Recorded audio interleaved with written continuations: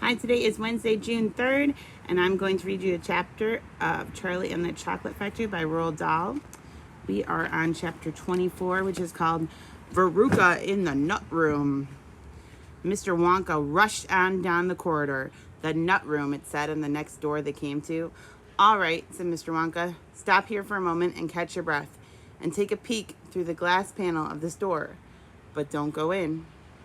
Whatever you do, don't go into the nut room. If you go in, you'll disturb the squirrels. Everyone crowded around the door. Oh, look, Grandpa Joe, look, cried Charlie. Squirrels, shouted Veruca Salt. Jeepers, said Mike TV. It was an amazing sight. 100 squirrels were seated upon high stools around a large table.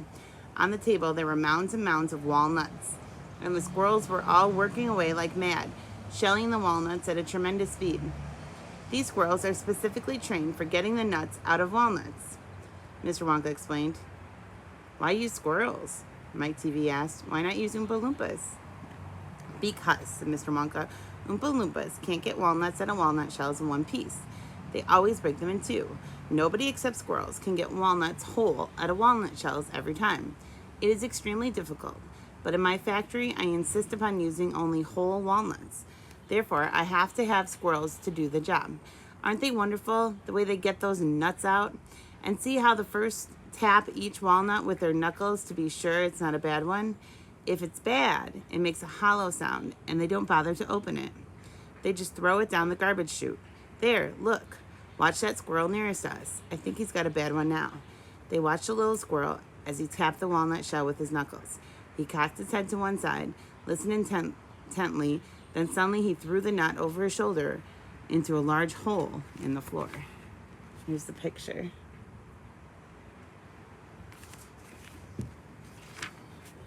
Hey, Mummy, shouted Veruca Salt suddenly. I've decided I want a squirrel. Give me one of those squirrels. Don't be silly, sweetheart, said Mrs. Salt. Those all belong to Mr. Wonka. I don't care about that, shouted Veruca. I want one.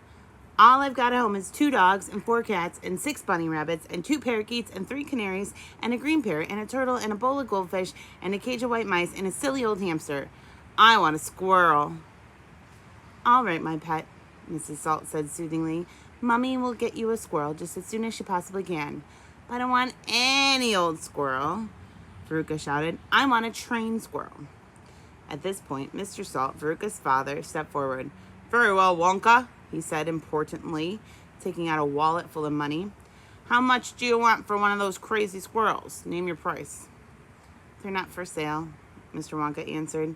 She can't have one. Who says I can't? Shouted Veruca. I'm going in to grab me a squirrel this very minute. Don't, said Mr. Wonka quickly, but he was too late. The girl had already thrown open the door and rushed in. The moment she entered the room, 100 squirrels stopped what they were doing and turned their heads and stared at her with small, black, beady eyes. Veruca Salt stopped also and stared back at them. Then her gaze fell upon a pretty little squirrel sitting nearest to her at the end of the table. The squirrel was holding a walnut in its paws. All right, Veruca said, I'll have you. She reached out her hands to grab the squirrel, but as she did so, in that first split second when her hands started to go forward, there was a sudden flash of movement in the room, like a flash of brown lightning, and every single squirrel around the table took a flying leap towards her and landed on her body. 25 of them caught hold of her right arm and pinned it down. 25 more caught hold of the left arm and pinned them down. 25 caught hold of her right leg and anchored it to the ground. 24 caught hold of her left leg, and the one remaining squirrel, obviously the leader of them all, climbed up on her shoulder and started tapping the wretched girl's head with its knuckles. Save her! Screamed Mrs. Salt. Veruca, come back! What are they doing to her? They're tossing her to see if she's a bad nut, said Mr. Wonka. You watch.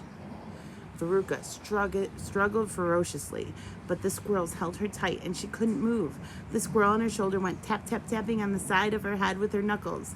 Then all at once the squirrels pulled Veruca to the ground and started carrying her across the floor.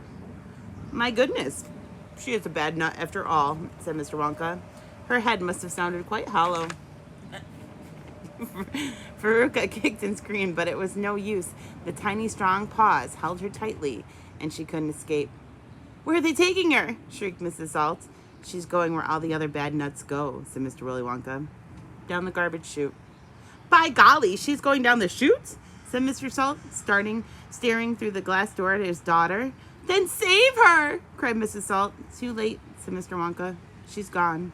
And indeed, she was. Here she is going down the garbage chute.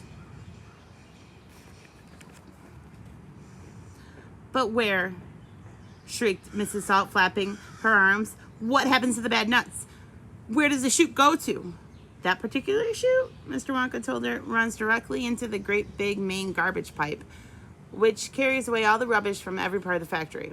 All the floor sweepings and potato peelings and rotten cabbages and fish heads and stuff like that. Who eats fish and cabbage and potatoes in this factory? I'd like to know, said Mike TV. I do, of course, answered Mr. Wonka. You don't think I live on cacao beans, do you? But, shrieked Mrs. Salt. Where does the great big pipe go to in the end?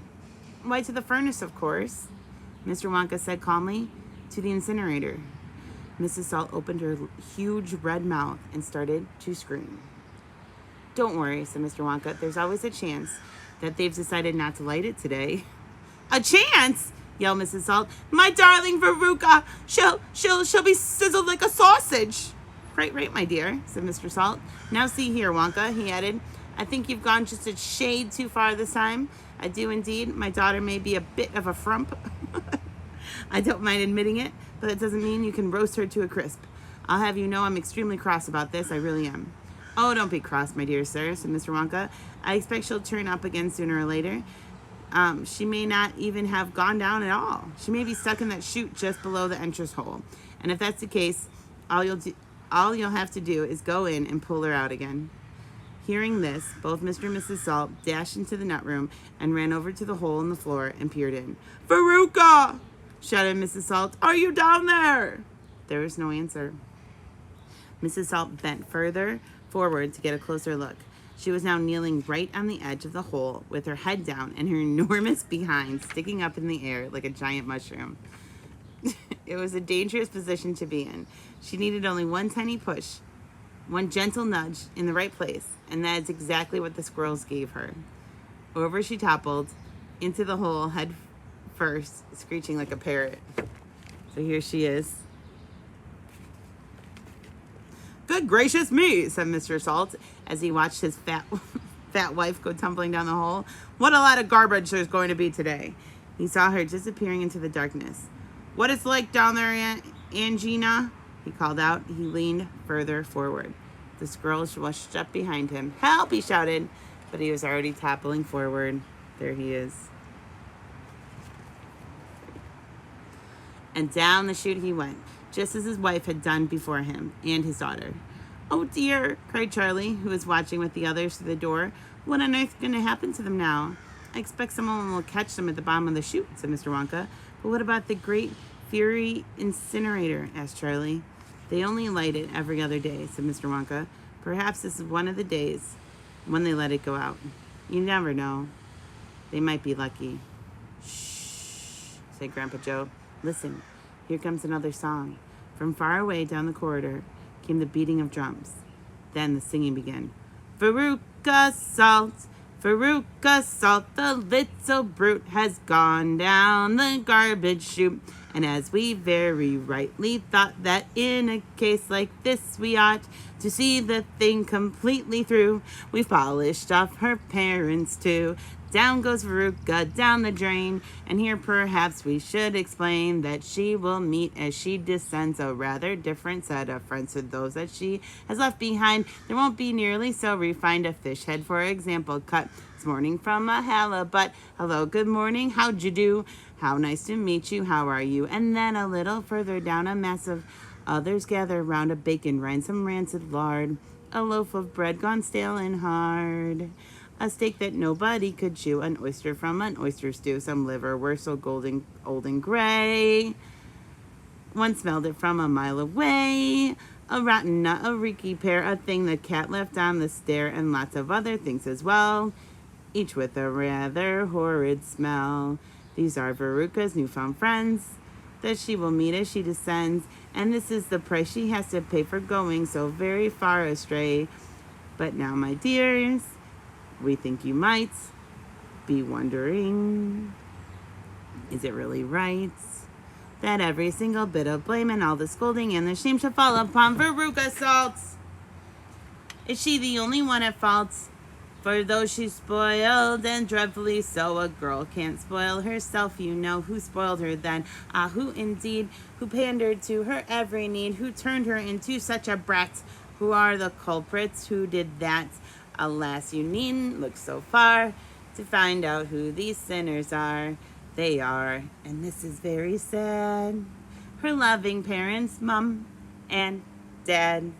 And that is why we're glad they fell into the garbage chute as well. So tomorrow we will read chapter 25 called The Great Glass Elevator. Bye-bye.